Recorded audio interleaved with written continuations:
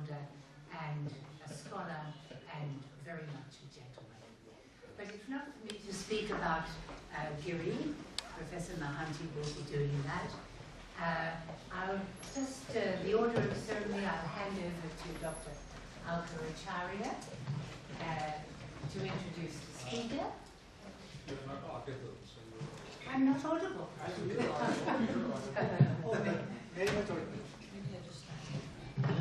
We can use the microphone. So I was going to test these mics. Are they working? No? Oh, thank you. So a very good evening to all of you, and on behalf of the Institute of Chinese Studies, it gives me immense pleasure and delight to welcome this distinguished gathering to the 10th Giri Deshingkar Memorial Lecture. We are honored to have as the speaker for this lecture Professor Andrew Nathan. I have a long page of his exploits, but since this is an informed audience, or a very highly informed audience, I will not spend too much time, but just go over some very basic things. Class of 1919, Professor of Political Science at Columbia University. I must tell you that this created some rough ripples, because I got some calls, frantic calls saying, class of 1919, are you sure he can come here?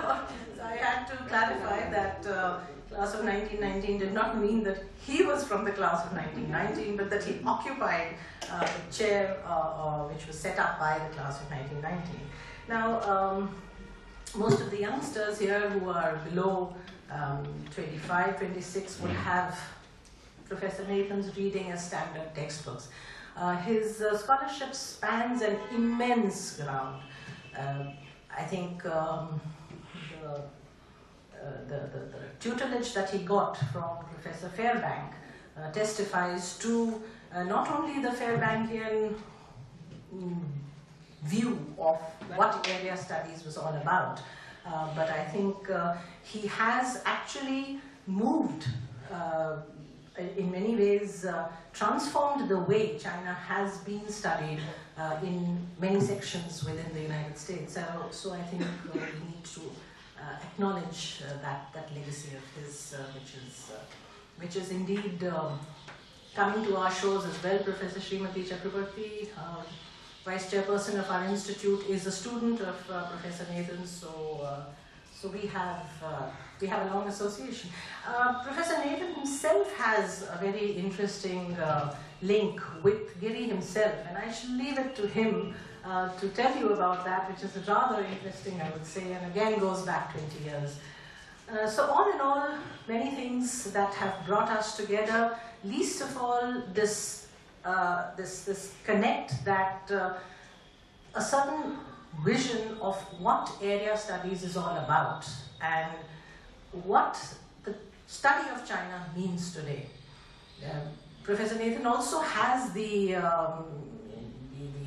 additional allure of being on the list of banned scholars in China. I think he continues to be banned there, and somebody remarked today, I mean, that's arriving on the China scholarship stage when you get banned from China. But without any more ado, I mean, he's authored so many books. I think, you know, there would be, the bio would have been circulated. So I would just say that prolific writer, profound scholar, distinguished academic, we are delighted to have him to deliver the 10th Giri Deshingkar Memorial Lecture. Thank you.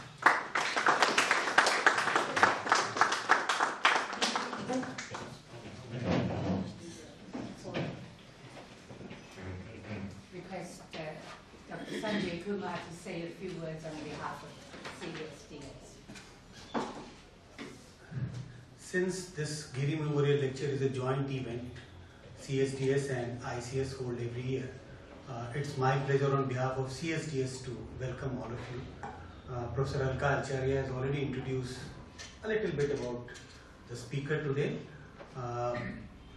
Why this joint lecture every year? This is the 10th Giri Memorial Lecture because Professor Giri Deshingkar was the director of CSDS earlier, and he was the founding member of ICS Institute of Chinese Studies.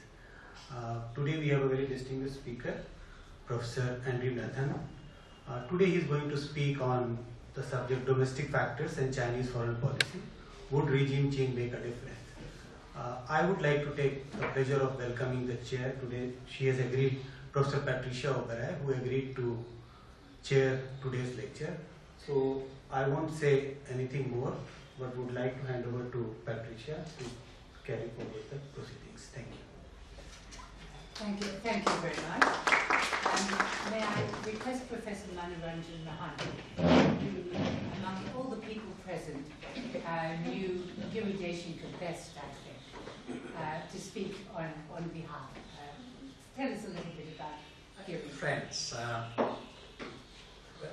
our chairperson, ICS, Professor Patricia Oberai, Professor Andrew Nathan, Professor Sanjay Kumar, Professor Alkacharya, friends.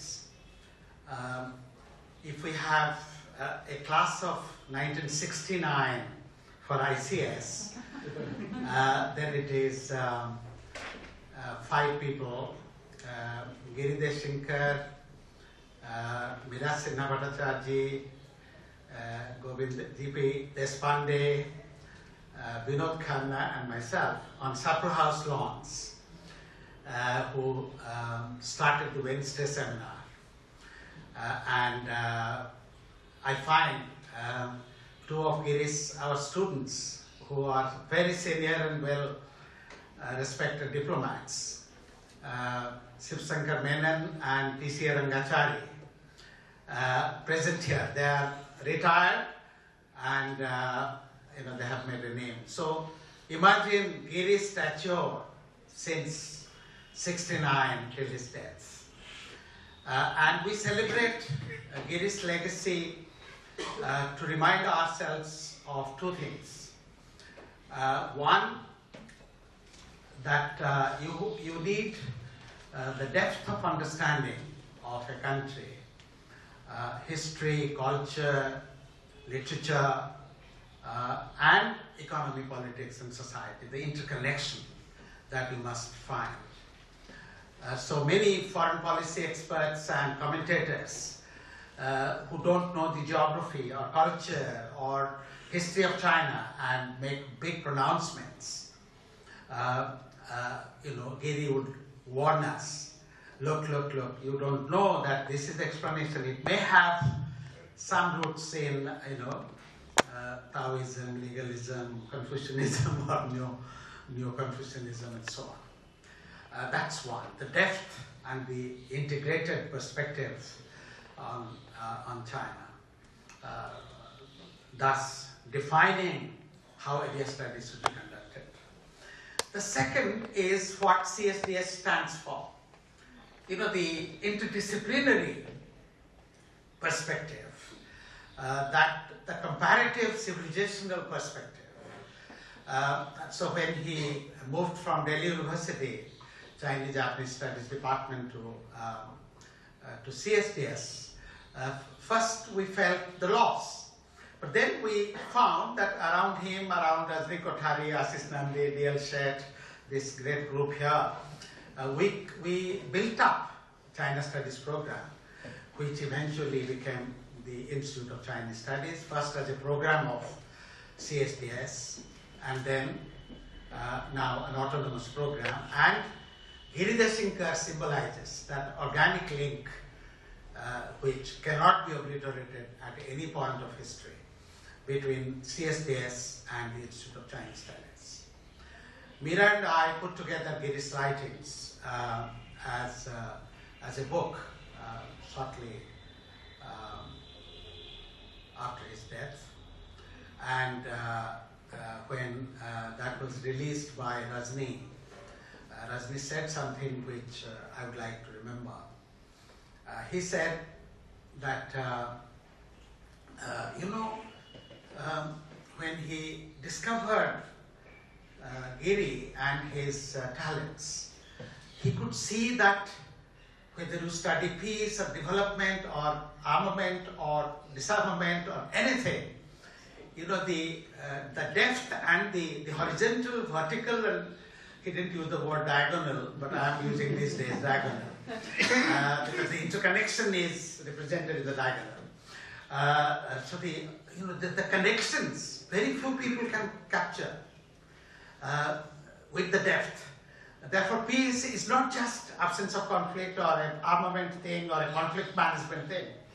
It has much deeper philosophical, cultural, historical, as well as strategic dimensions. And you know, if you read that book, Science and Security in India and China, Giri's collection of his writings that we chose to publish, you will see the range of his depth, his expertise from strategic military issues, from Sun Tzu to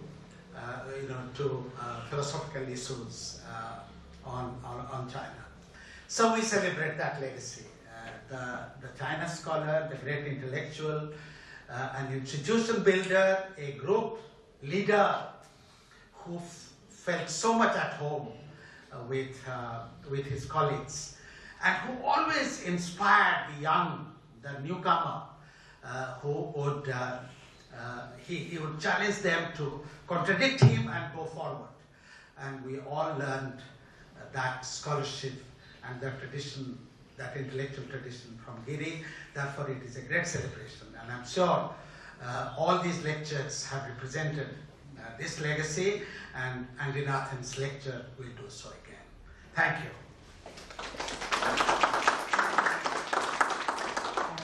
I now request our chief guest and our speaker, Professor Giri, to give his address.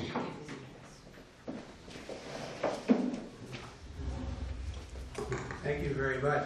I want to first thank Menno for being the person who came to New York and asked me if I could come here, and after a couple of years we've worked it out, and thank Srimati for hosting me yesterday and helping as well to arrange this, and Alka for hosting, and Ambassador Menon, who's back there, for seeing me this morning for a very, very interesting conversation. Thanks to all of you for coming. It's really a pleasure to be here.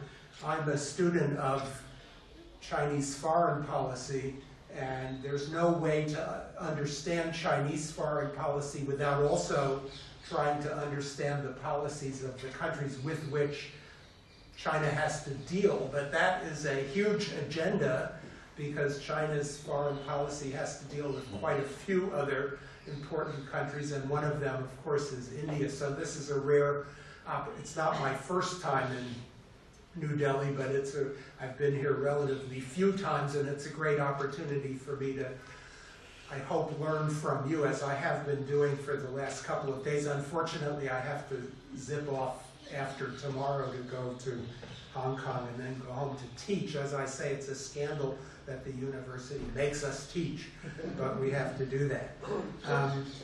There is a little connection that I have with Giri Deshingkar, although I never had the privilege of meeting him, and Alka alluded to this.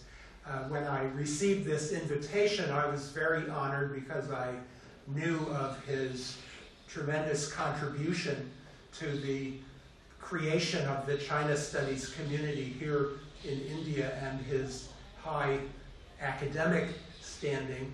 And I went back through some issues of China Report to remind myself about his writing.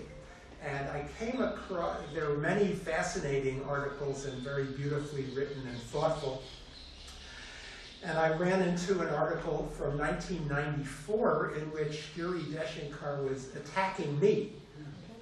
He was attacking me because I had written a review article in the Journal of Asian Studies where I attacked some authors of some other books, and I don't remember very clearly who I was attacking or why. But in that article, I was criticizing them on sort of epistemological grounds, because they said that it was impossible to use Western concepts to analyze Chinese reality. And I thought that was a problem, because the only concepts I really have, I speak English, and write in English, and it seemed to me that if you couldn't write in English about China, that was a very scary prospect. It really meant that there was no way to think about China. That was my basic idea. And I think, honestly, that Professor Deshinkar took it not quite the way that I intended it. I think he took it as an attack on area studies. And Alka has informed me that around that time there was a polemic, a debate going on here about the role of area studies and the role of theory. I really am an area studies person, and as Alka said, I was trained by Fairbank, and I'm now an old guy in my department in poli-sci at Columbia, as Phil Oldenburg knows, and sort of out of date myself, because I do believe in area studies. So I want to take this opportunity to surrender to Giri and say he was right. And I agree with him about taking an area studies approach and knowing the language, the history, and the culture as much as one can do. Of course, that's an impossible task in the sense that you never fully know it, but it's a lifetime endeavor that's very worth undertaking. And I hope in this lecture to use that area studies perspective to talk about an issue that interests us very much in the United States, and I suppose also interests many people here who think about China as a partner in international relations, and that is the question of the role of domestic factors in the making of China's foreign policy. There's a substantial body of thought that says that Chinese foreign policy is driven by nationalism, a domestic factor, nationalism, national pride, the desire to get revenge or to remake the situation of the century of humiliation, and then this nationalist drive in Chinese foreign policy explains Chinese adventurism or aggression or challenges to the interests of the West and of other countries around China, that China's trying to reestablish the central kingdom, the tribute system, and to be a dominant power. There's a book, I'm sure many of you are familiar with, When China Rules the World, by Martin Jakes, that I think is one of quite a few books that articulates part of that point of view. And what I want to argue today is a somewhat nuanced position. I want to say that certain domestic factors really are important in the making of Chinese foreign policy, but that nationalism is not one of them, although nationalism does exist. So I'm going to argue that there are other domestic concerns that are predominant in the making of Chinese foreign policy. I'll try to develop that analysis, and then after developing that analysis, I'm going to try to say something, and this is taking a risk, walking out on the plank, to say something about my perspective on China-India relations, not with any intention of persuading or teaching those of you in the audience, but much more so with the idea of just laying out thoughts that I have and things that I teach my class so that I can enter into a dialogue with you, maybe during Q&A. And by the way, we were going to make it clear that I welcome discussion after the lecture, in case I guess that's not always the plan. And or in the future with emails and exchanges of writing and any other way that we can continue that dialogue. I'd like to learn much more from you about how you view these issues. So let me start then by giving you my picture of the factors that drive Chinese foreign policy, and then out of that picture, to try to distill specifically an analysis of the domestic factors that are at work and how nationalism plays into it as not a dominating factor. So as you probably know, a couple of years ago, Andrew Scobell, a former student of mine, and I published a book called China's Search for Security. And so what I'm going to start presenting here is the basic argument from that book. our basic argument is to say that China is in a very vulnerable security position. When I say, I don't know whether this would strike this audience as a controversial point, but when I make this point to American audiences, it is received as a controversial point because American audiences are currently perceiving China as not vulnerable, but on the contrary, as threatening. And that's very visible in our current presidential campaign, where all of the candidates are mentioning China a great deal and talking about the Chinese economic challenge, China taking our jobs, China stealing our commercial secrets, China hacking into our computers, China building up its navy, China building a second aircraft carrier and all this stuff. So there's a very vibrant China threat discourse going on in the United States where China is seen as coming at us in some frightening way. But I think that that point of view really ignores the Giri Deshingkar requirement that one has to look at things in a more complex, China-centered way. And that's what Scobell and I try to do in this book, is to say, how does the world look to China? And to present that picture, we talk in terms of forms of security. So we say, if you were a policymaker in China, in Beijing, looking at the world around you, you would see, as we put it, 4 different rings of problems. And the first ring is domestic, inside of the borders of China. Now here I have to put a footnote. When I speak about the borders of China, I'm speaking about the borders of China as they are seen by Chinese policymakers, which include Taiwan, which include certain territorial claims that they have. But if we want to understand Chinese policymaking, we have to understand that Chinese policymakers do consider those areas to be part of the borders of their country, and that it's part of their security job to defend those borders, which in some cases means defending territory that you hold, like Tibet, but in other cases it means establishing control over territory that you consider to be yours and have considered to be part of PRC, have long or always considered to be yours. It's not like they are changing their territorial claims. Their territorial claims are stable, have been there basically since the beginning of the PRC and before, actually, since before the beginning of the PRC. So the first ring is inside of the claimed borders of China. Now, normally for most countries, let's say for the United States, the security problems that are inside the borders of the country are not mostly foreign policy problems, and they wouldn't belong in this lecture. So if you think about American security, domestic security is a little bit about immigrants from Central America. It's a little bit about terrorists that might come in from other countries, but predominantly our domestic problems are domestic. They have to do with jobs, they have to do with race relations, they have to do with civil order among our own citizens.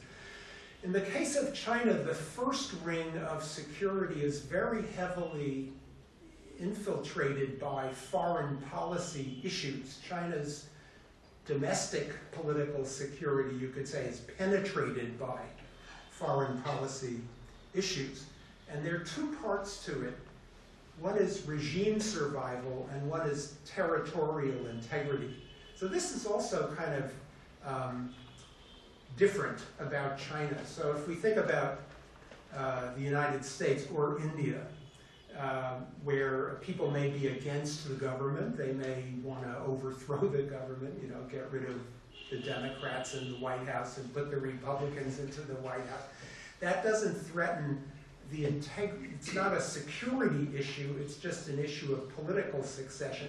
But as you know, the Chinese political system is one that has defined itself as one in which, if you are against the Communist Party, that is a revolution. It's not just a succession in power, it's a threat to national security. So they define their #1 national security goal and the #1 role, for example, of the People's Liberation Army and of the whole security apparatus as protecting the regime.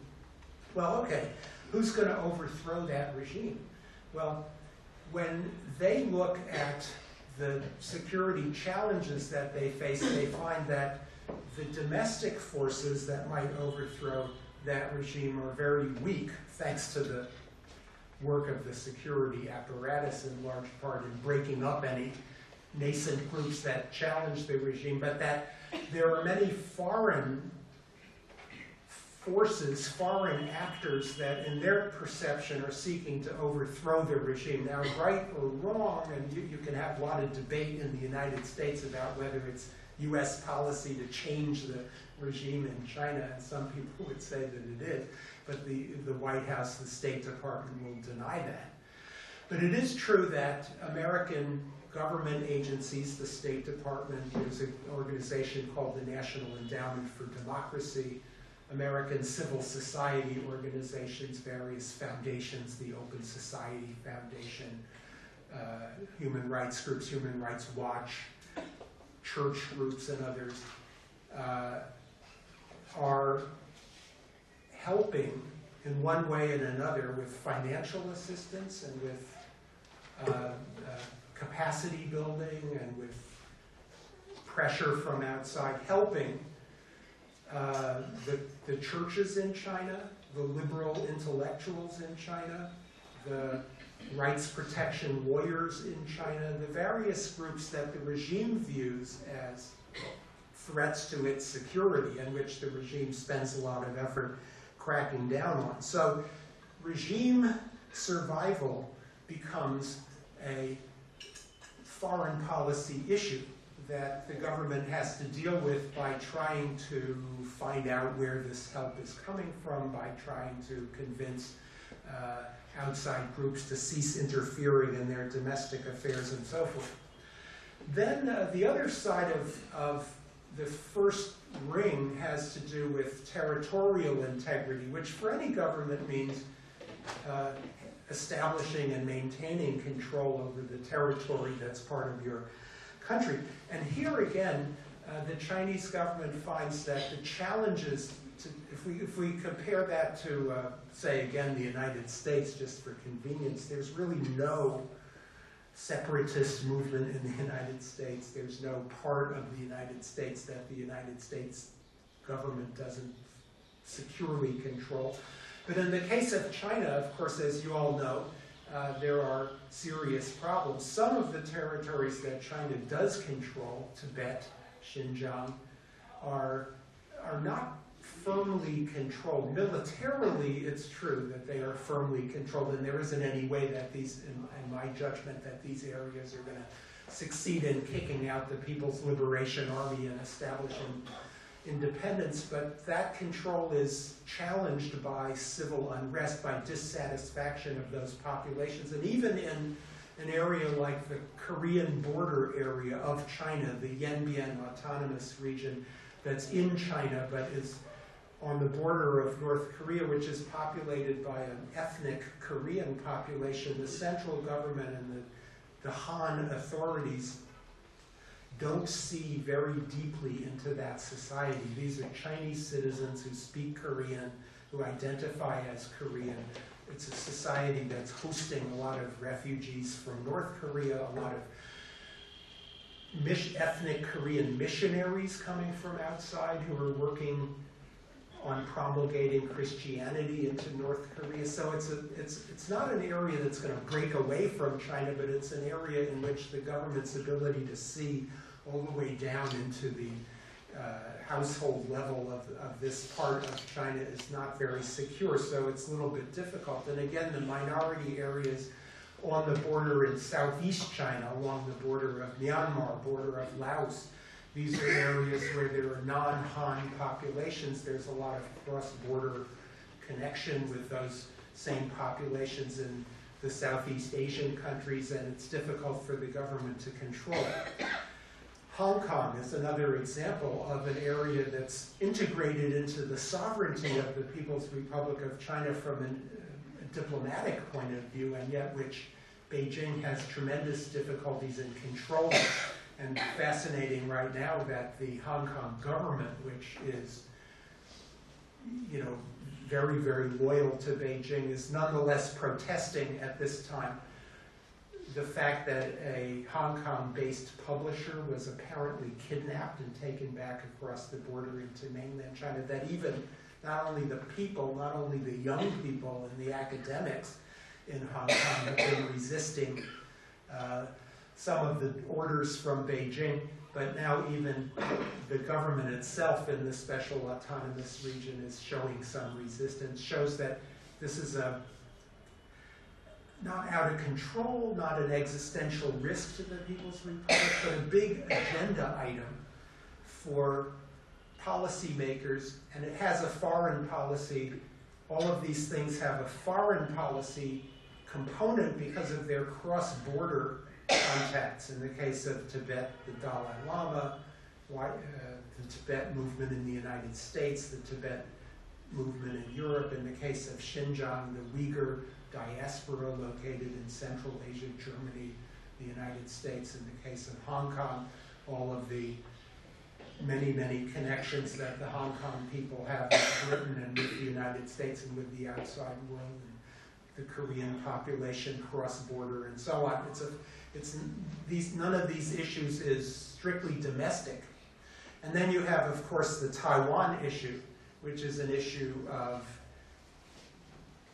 completing the territorial integrity of the Chinese state, and that project has dragged on and on and on and on, and is still nowhere near being resolved, and is a foreign policy issue because of the role of the United States especially, and to some lesser extent Japan, in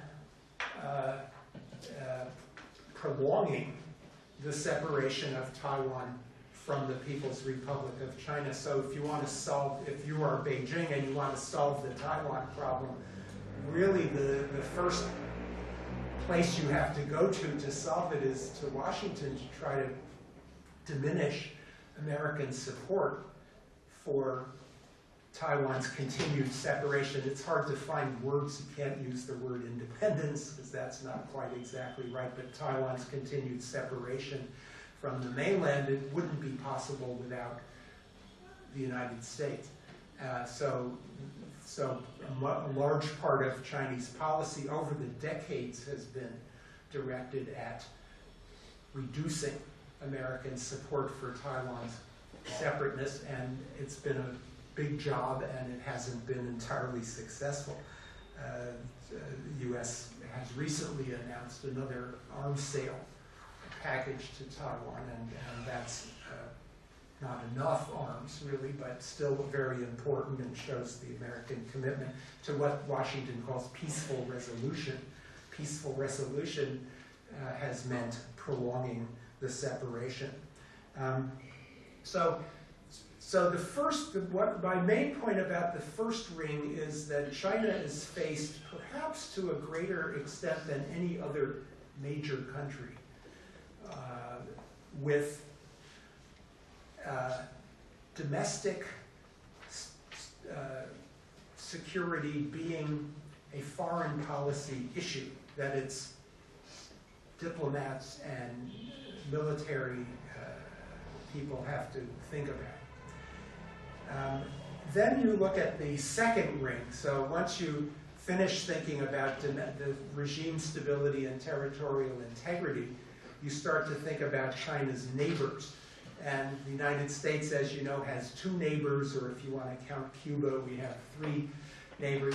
China has 20 neighboring countries, of which, of course, India is one. And when I speak of neighboring countries, I'm speaking only of those countries that share borders, land or sea borders with China. In 1949, when the People's Republic of China came into existence, they had territorial disputes with every one of these countries, because of the legacy of history and the fact that the borders had not been settled under, they'd been settled under conditions of imperialism and colonialism and in various scenarios that left Beijing to contest all of those borders in some component or another of those borders. Since 1949, China has settled the borders with many of those states, but as you know very well, and including, for example, importantly with Russia and the Central Asian states, but as you know very well, not all of those borders are settled. The Indian border being probably the most important of the unsettled land borders, but we think that the border with Korea also has not been finally resolved either. It's just something that neither side has talked about for a long time because neither side wants to deal with it presently, but that issue still exists. And then, of course, there are the issues of the maritime borders, which occupy a big role right now in the life of Chinese diplomats and Chinese military people because of both the South China Sea issues and the Senkaku Diaoyutai issues with Japan. So this immediate periphery of China is troubled in that way to begin with, in the fact that the borders themselves are not settled. But then on top of that let me catch up with myself in my note. And on top of that is that not a single one of these 20 countries is what you could call a natural ally of China. Some of them have cultural links in history, of course. The Japanese, the Koreans, the Vietnamese have borrowed some Chinese characters and have been influenced by Confucianism. But if you think about those three countries to begin with, the ones that are culturally closest to China, and as you all know, these are three countries whose, I think we could say for each of them, whose number one foreign policy priority is to escape, to avoid, to minimize Chinese influence. Each, Japan, you think, Japan, Korea, Vietnam, none of them wants to bundle up with China. When you think of U.S. relations with our European allies or with Canada or even with Mexico, these are all countries that have some disagreements with the United States on various issues, but which want to be in the American camp, feel a cultural affinity to the United States. And we do as well with them. So there's a common culture that is binding. In the case of China with its Confucian neighbors, there is none of this binding sentiment that comes out of the shared Confucianism or the shared Chinese characters. There is a fear of Chinese influence and a distrust of China. That's partly due, perhaps, to political system differences in the case of Japan. But Korea and Vietnam are Leninist systems of their own variety, but they are not democracies by any means. And they also don't want to be under Chinese influence. So it seems to be a geostrategic consideration of countries that are smaller than China, though they aren't small countries. They're all big countries with big armies and powerful armies, and in the case of Japan and Korea, big economies. South Korea in that case, and even Vietnam, a big economy, that are suspicious of China because China's too big and too close to them and has historically tried to exert influence over them. This is something that I think we could say will never change.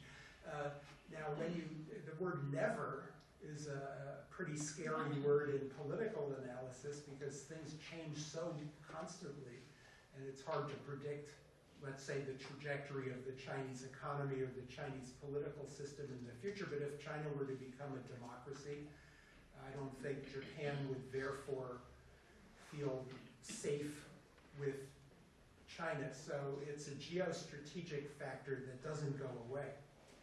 And then what I've just said is all the more true for a country like India, a country like Russia, countries that really share well, perhaps no is too big a word. I mean, there's some sharing of Buddhism between China and India, but this is not a binding factor. It's not a sympathy-creating factor.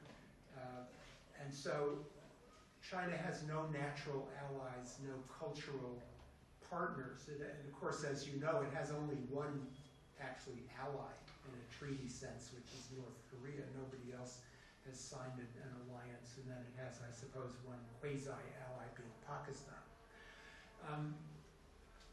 And then if you dig another layer down into this second ring, what we see is that aside from a lack of comity or a lack of cultural linkage of China with its neighbors, there are various forms of risks that are presented by these neighbors to Chinese interests. One is that several of these neighbors are very, very big and strong. Of course, that varies over history. So the Soviet Union was stronger. Russia is less strong. But if you look at Russia, and today Russia's economy is particularly in trouble. But if you look at Russia in a long timeline, the way that I think we have to look at it when we're talking about strategy, it's a big country with tremendous assets that's never going to be dominated by anybody else.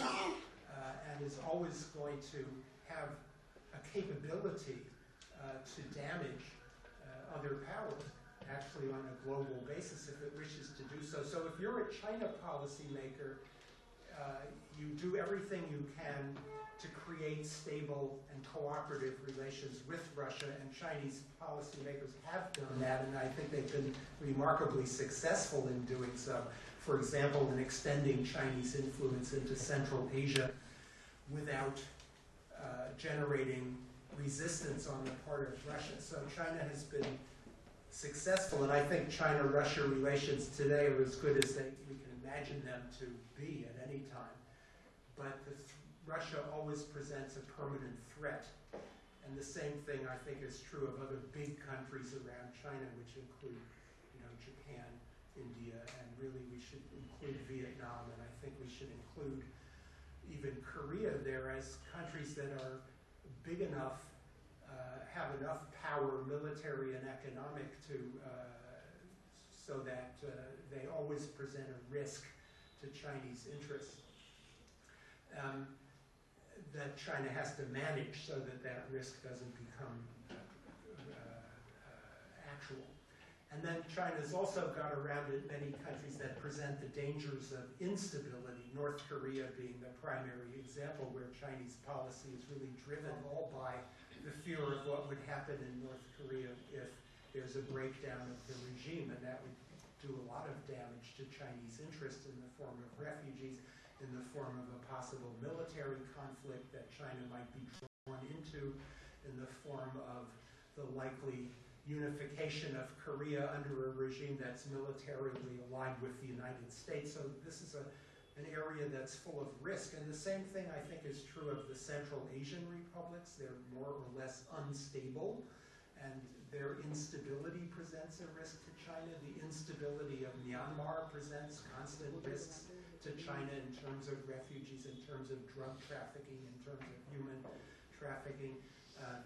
Potentially the instability of Pakistan, although I'm not one who sees Pakistan as all that unstable, but instability there presents potential threats as well to China. Certainly the fact that Uyghur fundamentalists are training in Pakistani madrasas is a present concern for Chinese policymakers. So the second ring is very risky.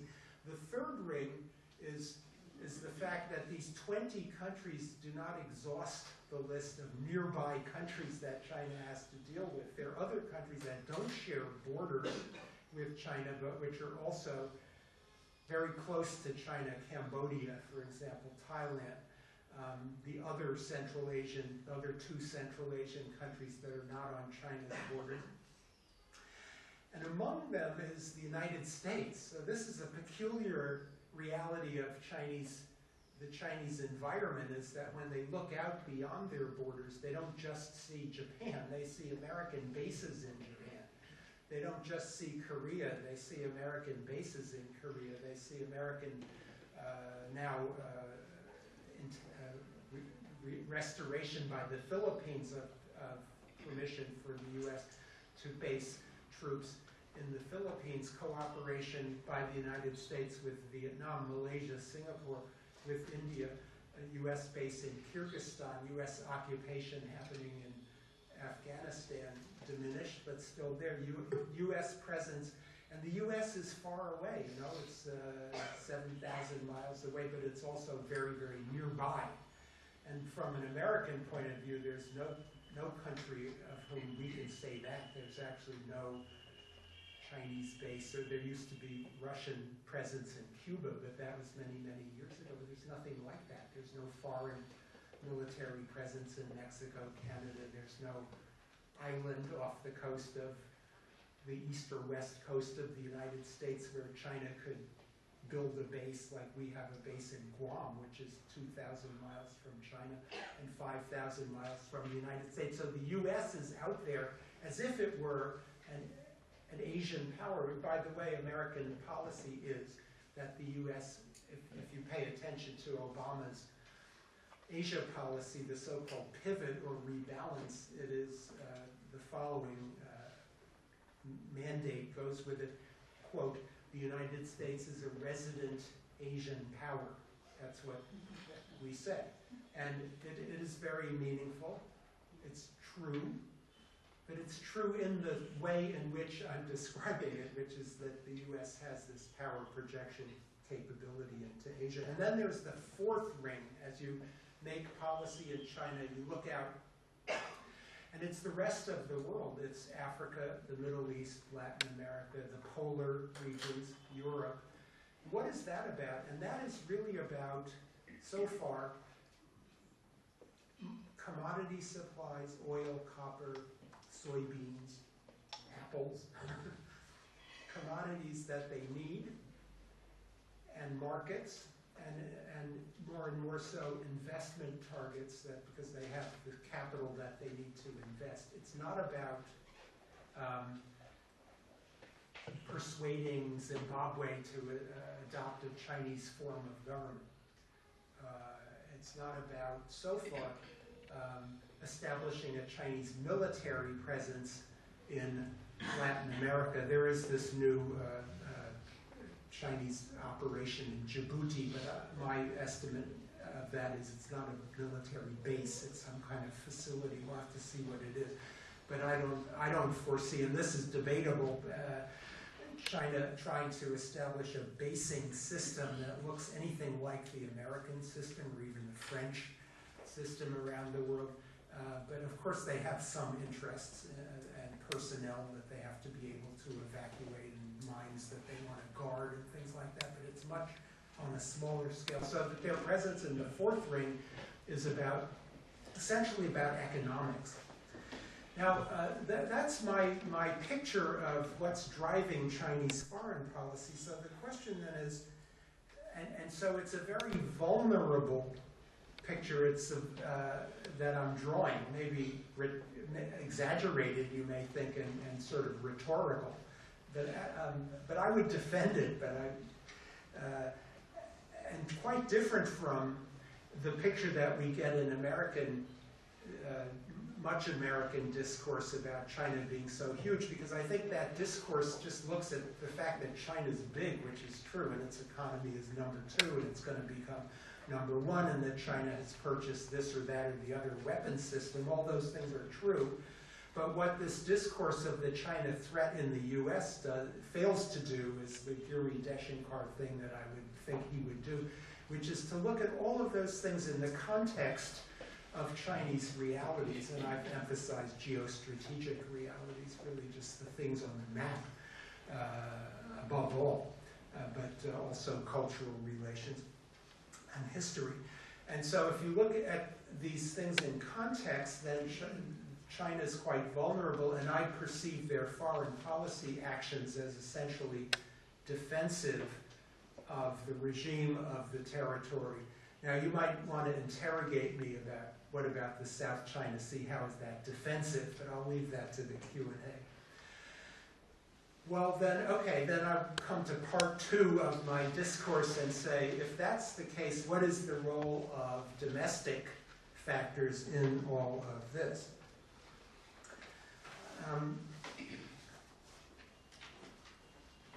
The answer is, in a sense, I've already given it, that there are 3 domestic factors that run through the analysis that I've given you already. So I just summarize what they are, and they're kind of interlinked. And one of them is the domestic factor of the vulnerability of the regime to opposition. They've constructed a regime that's very strong, to be sure, and I've called it in some of my, in a publication that I did some years ago, resilient authoritarianism. It's a powerful regime with a powerful police force and powerful propaganda apparatus and tight control that nonetheless has configured itself in such a way and has run itself in such a way that it feels itself to be under challenge as a regime, and I think it is under challenge as a regime. So this is a paradox or contradiction, if you want to be less polite. Maybe I'm contradicting myself in a way, but I do see it as a paradoxical system that's both strong and fragile, that is hanging on to control and is doing so by dealing with threats, and that these threats are an interlinkage of domestic and international threats to the very regime itself. This is not a question of China surviving. There was a book some years ago, I'm sure you all read and debated, called The Coming Collapse of China. And my criticism of that concept is that China, this thing called China, will never collapse. It's going to be there, you know, like it or not. But the Soviet Union could collapse, but because it was something put together, but Russia will not collapse no matter what happens in Russia, and neither will China. China will be there, but the regime, this is a kind of regime that can collapse, and many of us think that sooner or later, I think later, you know, that it will change as a regime. And so that, for the regime, is a big foreign policy problem. That's a domestic driver of foreign policy, regime survival. And then another domestic driver is the issues of control over territory, Tibet, Xinjiang, North Korea, Hong Kong, Taiwan. And then another domestic driver of foreign policy is economic. The requirement of the regime, as it has made the choice to engage with the global economy, which I think in general is a smart choice that has driven double-digit growth rates for a quarter of a century, paid tremendous dividends to the regime. But as you engage with globalization, your economic prosperity then becomes more and more dependent on foreign issues, markets, commodities, and now more and more currency issues and the interdependence of the global economy. But China's not interested in the global economy for global factors. I don't think any country, including the US, is interested in the global economy for global reasons, but is interested in the global economy for domestic prosperity. That's a domestic driver. In that sense, China's the same as the US or India, that its policies with respect to the IMF or the World Bank or the Asian Investment Bank or the currency rates and all that thing, oil market, are driven by domestic concerns above all of jobs and economic growth. Well, what about nationalism? So this is, of course, a big debate in the China scholar and policy communities. Chinese nationalism is clearly there. It exists. I'm not saying that it doesn't exist. It's strong. When you speak to Chinese people, you will, they would be complicated like anybody else and say critical things about their country as well as positive things. But it seems to me that they're, most Chinese people, I would think all Chinese people really want China to be a great power and to be respected in the world and so on. And so, and feel that China was mistreated in the past unjustly and all those things. So that nationalism is definitely there. The question, though, is whether the nationalism constrains the policymakers in their policy. Does nationalism drive China's South China Sea policy, or does it drive its Japan policy, or does it drive its Taiwan policy? Hard to prove one way or the other. My view is that nationalism doesn't drive the policy. And this is supported by a book by Jessica Chung Weiss called Powerful Patriots that came out about a year ago that I think is a good, I like it because she agrees with me, or I agree with her. We agree. But I think it's a good argument. So she has done field work to show that when the government in China wants to send a message that my people are angry about something, they will. And she gives the example of the 2005 demonstrations that took place when Japan was strongly bidding for UN Security Council permanent membership. The Japanese had started a diplomatic push to see if they could push that through. And the position of Beijing was they didn't want that to happen. And at that time, I forget now what the trigger was, but there was an event that that caught the eye of Chinese people about Japanese, oppression of China historically. And there were big demonstrations that took place, but Jessica was in China and she saw that the government was busing people to these demonstrations, and after the demonstrations had taken place for a couple of weeks, the government sent out a cell phone message saying that it's time for everybody to go home, and they did go home. Then there was the case of the U.S. EP-3 spy plane that was collided by, we blame the Chinese pilot, so I'll go ahead and put it that way. A Chinese pilot collided with the American EP-3, and that EP-3 landed in Hainan. This was in 2001, and the Chinese popular outrage, according to Jessica, was just suppressed. The government didn't want that because they wanted to handle this thing in another way. But I think she has shown, now of course things change and her research becomes out of date, as our research always does, but I still think this is a valid point. When the government wants to send a signal that we care very deeply about this, they can play the nationalism card, and when they want to handle things more quietly, they can quiet that fever. The internet, the Weibo, the WeChat, and all this stuff in China has a lot of nationalist websites and discourse, but it doesn't constrain government decision makers from making compromises when they want to do so, or so that look at the Senkakus, they put more pressure. Later on, they decided to cool the pressure down, and nobody actually even knows what they're doing. They're much less to put pressure on them to do something differently. Another domestic factor that people often talk about is the military. Does the military put pressure on the decision makers or take actions without the permission of the decision makers?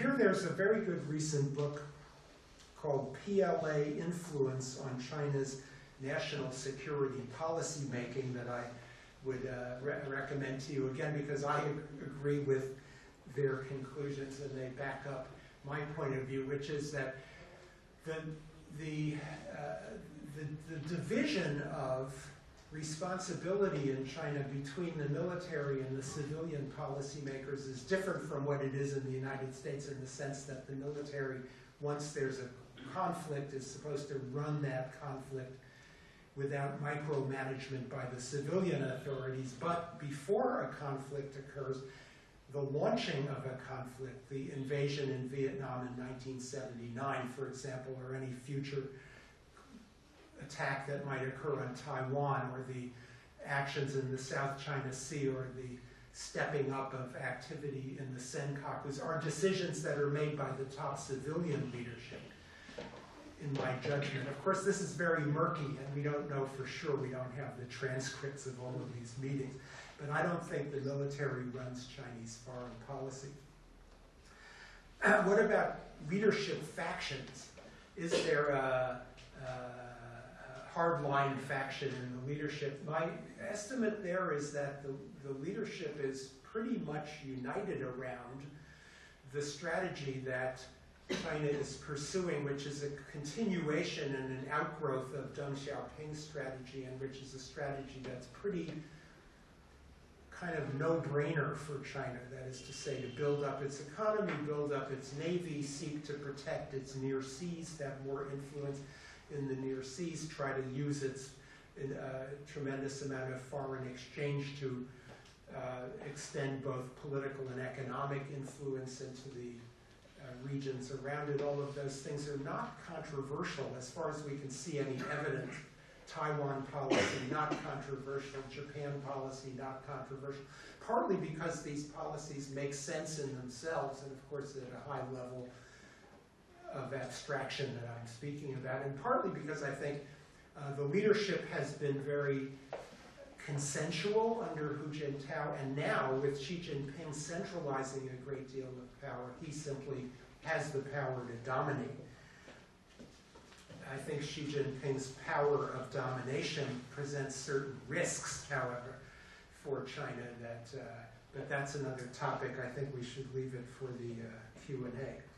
I see that I'm, as usual, talking too long, and that I should.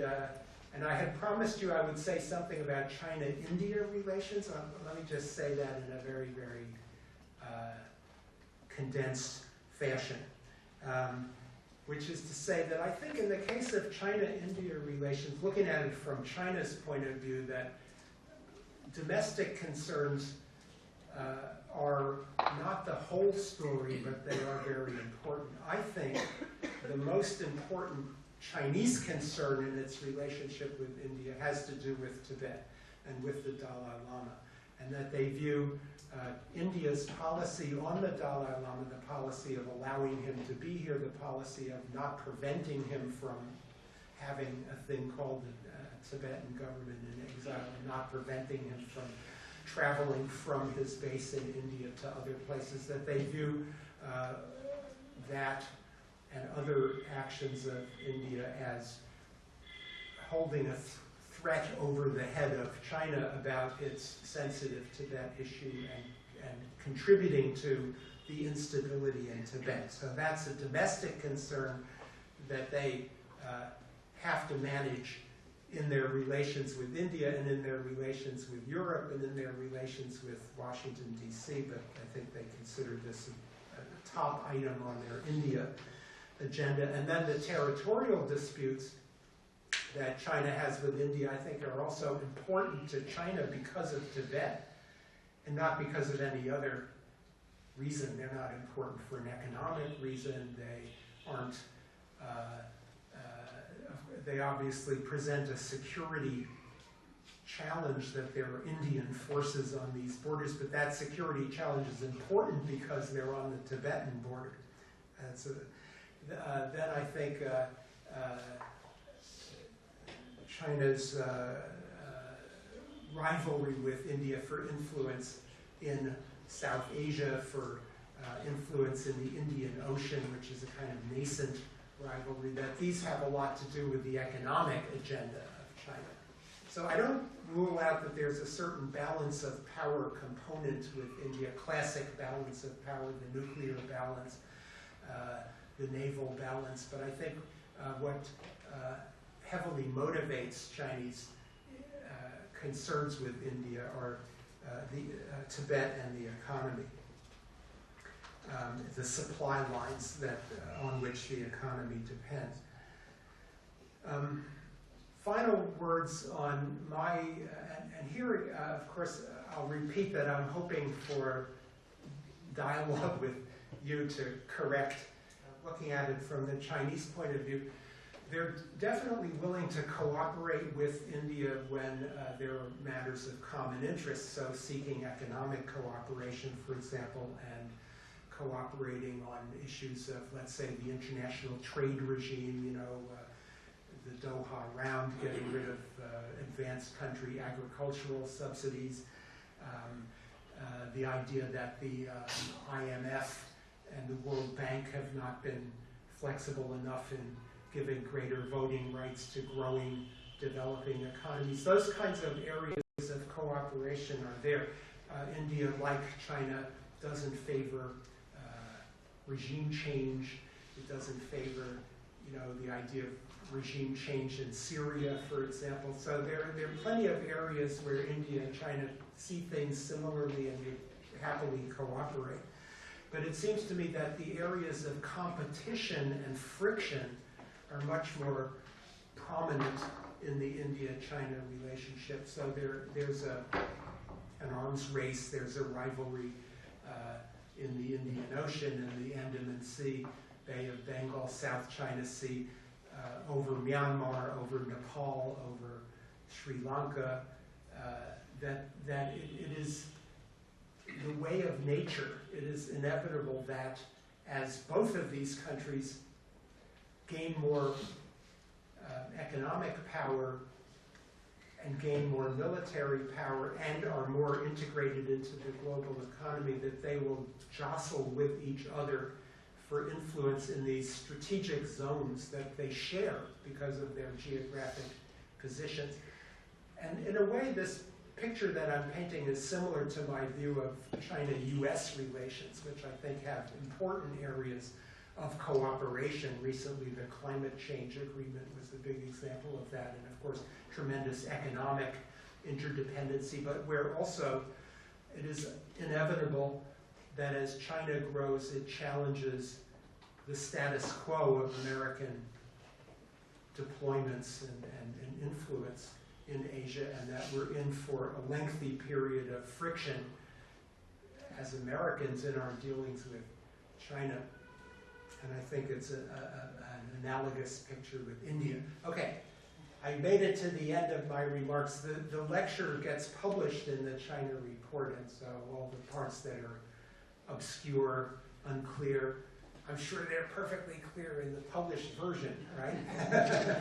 So you'll be able to see it there. Thank you very much. So I'm happy to take questions and comments, and I just as soon stand here to do it. Well, thank you very much, and we appreciate that you'd like to take questions and comments. I think we can allot, say, 15 minutes for that. From the audience, please announce your name, and there is a microphone here which may or may not work, but oh, here we have someone running around with this item. So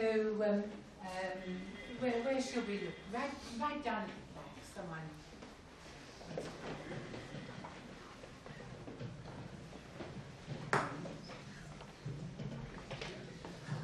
So it was very good lecture, and I'm Mallikarjun, I'm from JD. I have a question regarding the foreign policy thing. They are increasing focus on the ancient Chinese thought in the foreign policy. And how do you see that thing as a future other than democracy you have talked about? So the ancient Chinese thought is it Yan Xuanpeng, who has written that book, or is that who it is? Yeah. I don't think that's government policy. He's a very interesting guy, and part of a sort of Confucian revival group in China, but the government may, of course, wants to promote Confucius institutes and wants to promote the idea that China is a benevolent power and a peace-loving power. Those are rhetorical things. But I think in the case of Yan Xuanpeng, it's a much deeper thing where he really presents it as a kind of strategy, and I don't think that that's the strategy of the policymakers. Is that, am I addressing your question? Yeah, okay. My question is on my question. I'm Colonel B.S. Verma from ICS. My question is on reported strife between PLA and party, which keeps on appearing in the media. Instances when the Chinese president came to India, at the same time there were intrusions in the Ladakh region, and this was attributed to PLA showing itself bigger than the party. So what are your comments on this? Yeah. So in my remarks, I mentioned that I think when major strategic actions like the Senkakus or the South China Sea or invading Vietnam are undertaken, that's a decision by the civilian authority. When a war breaks out, it's run by the military, but there's a space in between that you're asking about when troops move in Ladakh, when in the American case we've had examples where Defense Secretary Gates was visiting China, and he was in Chengdu, and in Chengdu the Chinese at that time launched a test flight of a stealth bomber. These kind of tactical decisions, and the truth is we don't know who takes those decisions. My guess is that it's basically a lack of coordination. I mean, I know that sounds stupid because the timing in the case you gave is so meaningful, and yet if it were really as you say, strife, where the military is challenging the civilian leadership, then you would expect to see people be punished, people be purged, something to happen after it that doesn't happen. And I know that in the American government, we spend a tremendous amount of effort trying to make sure that every time the Defense Department does anything that might have political significance, they check with the National Security Council, but many times that fails to happen. For example, I heard this, Evan Medeiros, who was served as Obama's National Security Council Senior Director for Asia for 3 or 4 years, has retired from the government. This is not about the military, but it's about the Treasury Department. So when China came to the American government and said, we want to do the Asian AIIB, Asian Infrastructure Investment Bank, Evan Medeiros in the NSC was so busy preparing for the Sunnylands Summit that he failed to grab that issue, and the Treasury Department took the issue, and the Treasury Department thought like the Treasury Department, which is, we don't want to join this bank until we know all the rules of the bank, which didn't exist. The bank's rules had not been written. So they said no. And that became kind of a debacle for American foreign policy, as you all know, because the Brits went and joined it, and then everybody else joined. That's an example of coordination failing to happen because the guy whose job it is to coordinate is simply too busy. And that has happened with the Pentagon as well. The Pentagon does thousands and thousands of things every day, and most of them nobody pays any attention to. So that's my guess, it's only a guess, is that some of these incidents are cases where the military is just busy doing what it does. It doesn't care whether Xi Jinping is visiting India or was Hu Jintao who was visiting. They don't care. They're busy with their thing. That's my best guess. Down the back.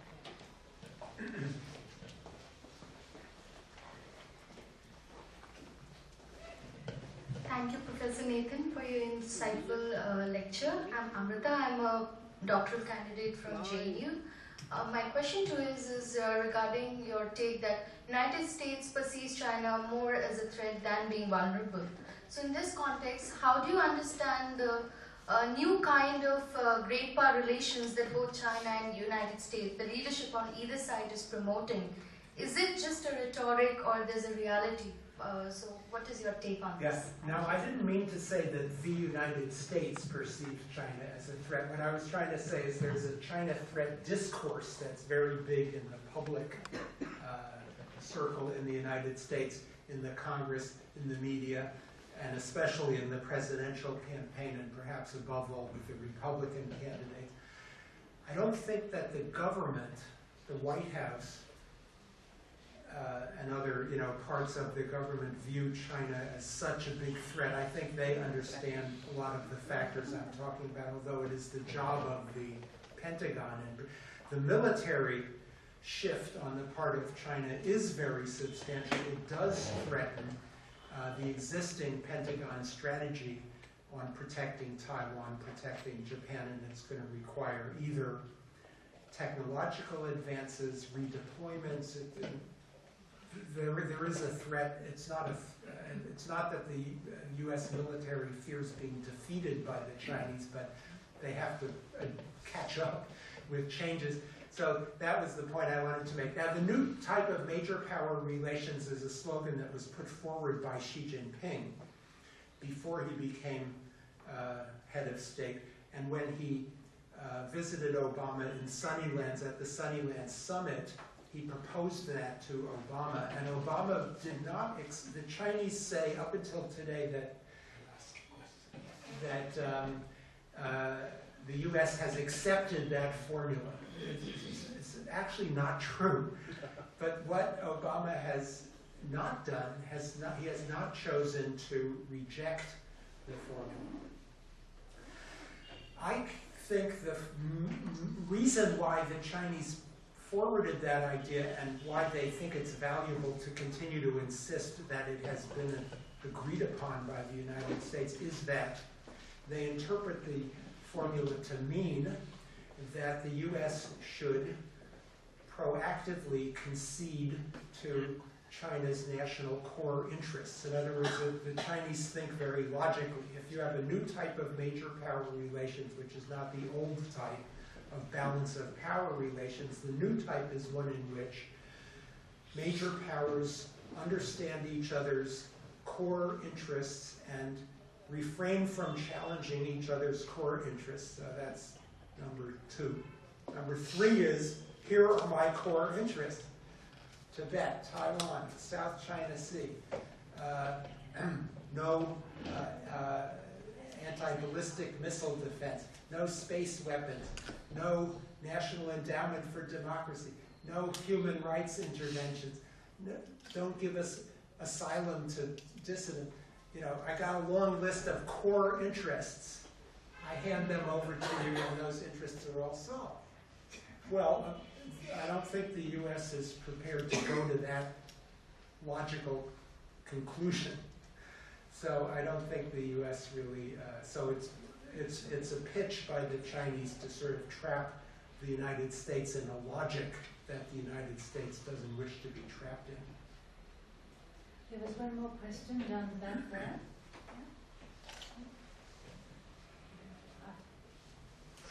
No mic?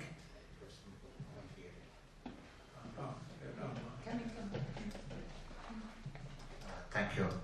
Thank you, Professor Heaton. It was quite extensive. I'm going to take you up on the various points you made, which you said you might wish to elaborate in the Q&A. So 3 quick things. One, as you said that China has very few allies, and yet, just like as you said in the AIIB, there seem to be a number of people who seem to want to be quoting China, whatever the story is. And I'm just curious whether you see them as purely instrumental relationships or whether there is perhaps something more that might be coming through the result of that economic story.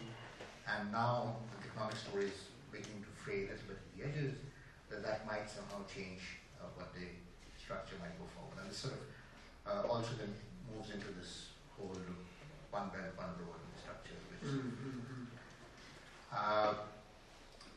the second is the issue of constrain nationalism.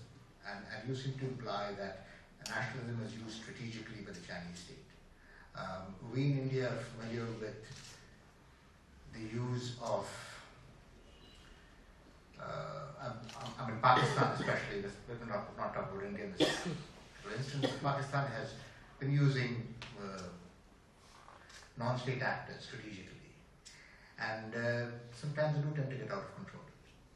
And I'm just curious about your assessment about where you think that degree of structure lies.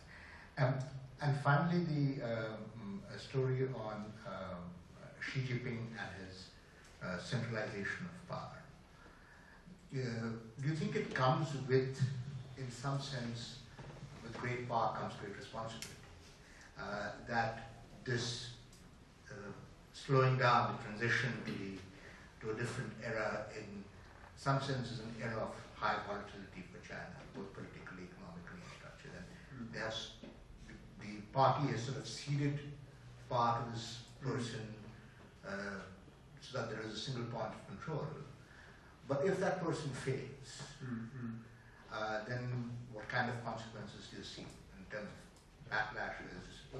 I mean, in some sense, as if the factions have suspended their intimacy in wars to sort of agree on a national compact kind of thing, to take the Mexican example. But do you think anything of that? Yeah, thank you. So I think on the instrumental or other, with the AI, so when Britain, it seems to me it's pretty clear that Britain's policy on the AIIB and on trade with China is purely instrumental. It's all about the British economy. Nation of shopkeepers? Yeah, perfidious. But correct me if I'm wrong, but the British Treasury, what do you call it? George Osborne, what is he? Treasury Secretary? No, that's an American term. Going to China, you know, it's developing British trade with China, joining the AIIB, I think, too. So that's my take on the British policy. It's essentially commercial. But in the case of some other countries, as you mentioned, the One Belt, One Road that are participating in that, Pakistan would be a great example where it's more than, yes, it's economic too. Pakistan desperately needs economic development and whatever Chinese investment they can get. But the Chinese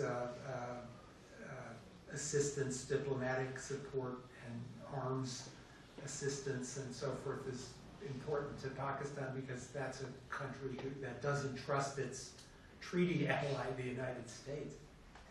So there's more there. So I think we'd have to answer it sort of country by country. But I think most of the countries around the world, whether it's in Europe or in Africa or Latin America, their relations with China are essentially commercial. And as the relationship diminishes, as China's purchase of Venezuelan oil decreases, or of Brazilian agricultural products or mining products decreases, those countries' friendship with China will go down with the trade numbers. It doesn't have any other basis. Now, on non-state actors, on sort of nationalism in China getting out of control, the only example I can think of is in the early 1970s when there was a small group of Chinese from Hong Kong, isn't it, generally, who got on in a boat and went and landed on the Senkaku Islands. It was a long time ago, and that hasn't happened again.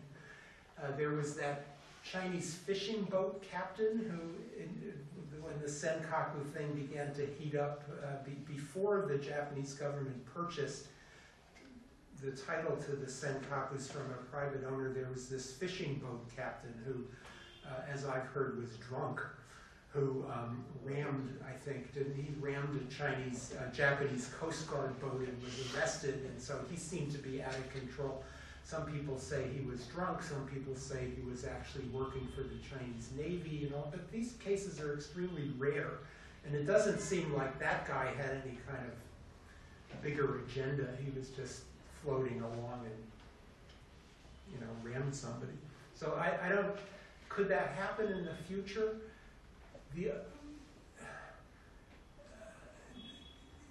you know, Chinese advancing, how would they do it?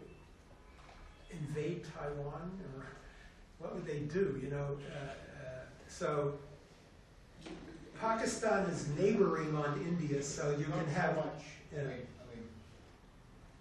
blowing up the Foxconn factory would be. Blowing up a factory. I mean, if we. So I can imagine. Foxconn fires 100,000 workers. They all get very excited. The Taiwan presidential election goes. Okay. Yes. And I could see that.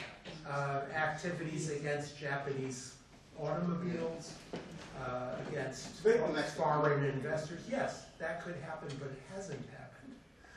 You know, they're right. So, okay. So on the Xi Jinping thing,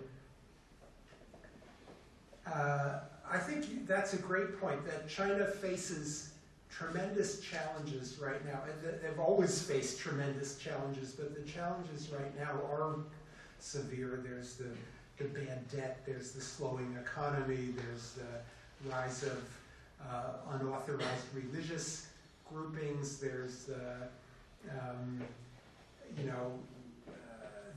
problem of pollution, the local government lacking finance, rising expectations, and so forth. So I do think part of Xi Jinping's ability to centralize power does have to do with China facing so many crises. But it doesn't look as if he's doing it with,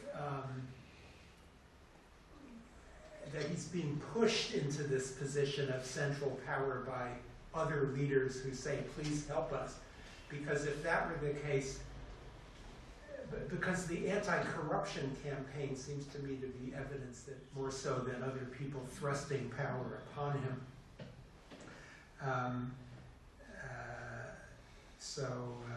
But I think it is connected functionally to the fact that China faces so many. In other words, I think he probably feels that if I'm going to get China through this kind of economic crisis, also the inefficiency of the state-owned enterprises, I'm going to have to really break up a lot of vested interests and make some fundamental changes, although I don't believe he intends to make democratizing changes or marketizing changes, though they've said that that's what they're going to do.